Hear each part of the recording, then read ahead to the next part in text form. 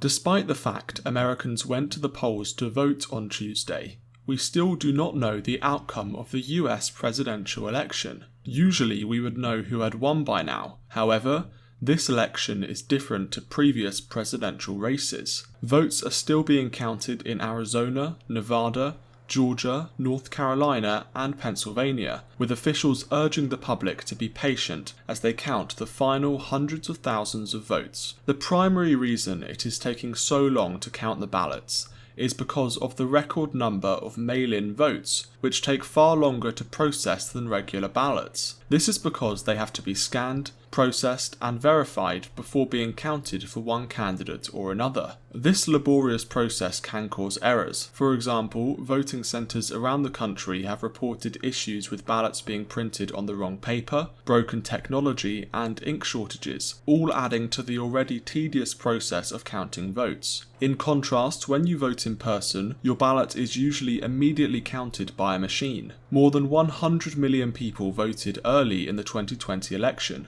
which represents 73% of the entire turnout of the 2016 vote. The coronavirus pandemic meant many Americans saw mail-in voting safer than turning up to busy polling stations on election day. With the 2020 election being extremely close in several battleground states, with sometimes just thousands of votes between each candidate, there is also pressure on counters to make sure results are legitimate. Each state has its own laws and rules about how their elections are run, including how ballots are counted. Most states are able to count almost all of their votes on election night. However, some are unable to do so. Some states were allowed to count their mail-in ballots early. However, others, like Pennsylvania, were prevented from doing so by law, meaning all their votes had to be counted on election day, leading to severe delays. Nevada is also accepting postal ballots up until the 10th of November, as long as they were postmarked before election day. This has also caused severe delays in the state.